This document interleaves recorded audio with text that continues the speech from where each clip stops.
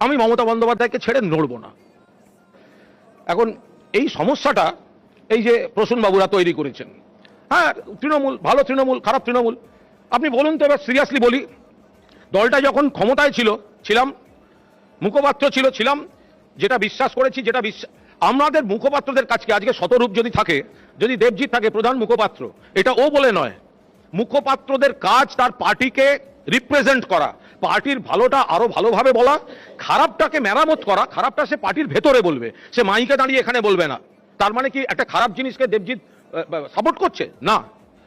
এখন আমি সেখানে কি বলবো, একটা দল ক্ষমতায় ছিলাম, তখন তো আমি সবাইকে দেখেছি দিদি দিদি দিদি দিদি। এই প্রসূনবাবু করেননি good morning madam, good evening madam, করেননি?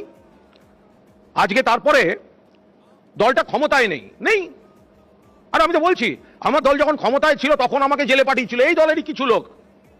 তা আমি আর আমার কাছে ক্ষমতা কি? গত 5 বছরে একটা কমিটিতে ছিলাম না যে আমাকে এখন রিজাইন করতে হবে। আমি আছি আমার মতো মানুষের সঙ্গে, পাড়া, ক্লাব, রাজনীতি ফাজনীতি, আমার কাজকর্ম নিয়ে। তো এখন যারা দিদি দিদি দিদি দিদি করেছেন, চাঁচলে ওনার টিকিটের দেওয়ার জন্য কজনকে ফোন করেছেন জিজ্ঞেস করুন তো, ওনাকে এখানে বসে আছে আমি বলছি।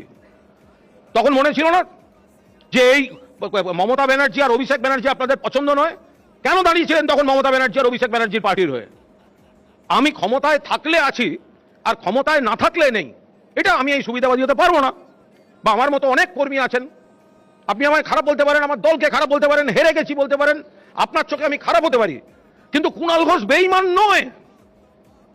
জেল জীবনের পরে আমি একটা কারণে থেকে গেছি তৃণমূলের সঙ্গে আনুগত্যের পরীক্ষা দিতে। মুকুল রায় থেকে, আমি নাম বলতে চাই না আর কারুর, আমার বাড়িতে পাড়ার বন্ধুদের সকলকে বুঝিয়েছেন, আমি ছাড়িনি। রাজনীতি করে কিছু করে খাওয়া আমার অভ্যাস নয়, আমি আছি। কিন্তু যাদের, প্রসূনবাবু আপনাদের এত কষ্ট এখন মনে হলো?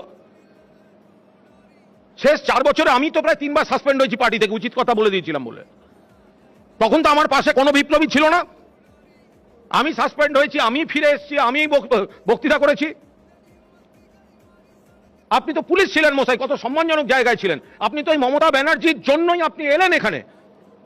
আর রেজাল্ট বেরোনোর পর যখন দেখলেন মমতা ব্যানার্জি মুখ্যমন্ত্রী নেই, মমতা ব্যানার্জি খারাপ, মমতা ব্যানার্জির 10টা গুণ থাকতে পারে, 10টা দোষও আপনার চোখে থাকতে পারে, কিন্তু একজন মহিলা, আমারও অভিমান আছে ওনার উপর, মহিলা কান দিয়ে দেখতেন, আজকে লোক চিনতে পারছেন। একজন মহিলা, তার বাপের বাড়ির কোনো সাপোর্ট নেই, শ্বশুর বাড়ি বলে কিছু নেই, পয়সাওয়ালা ক্ষমতাশালী বাবা নয়, প্রভাবশালী স্বামী নয়, একা লড়ে একটা জায়গাকে দাঁড় করিয়েছে। তার ঠিক ভুল সব আপনি বিচার করুন, কিন্তু দাঁড় করিয়েছেন একটা মহিলা, এবং তার উপর দাঁড়িয়ে আমরা কেউ এমএলএ, কেউ অমুক, কেউ তমুক হয়েছি, তার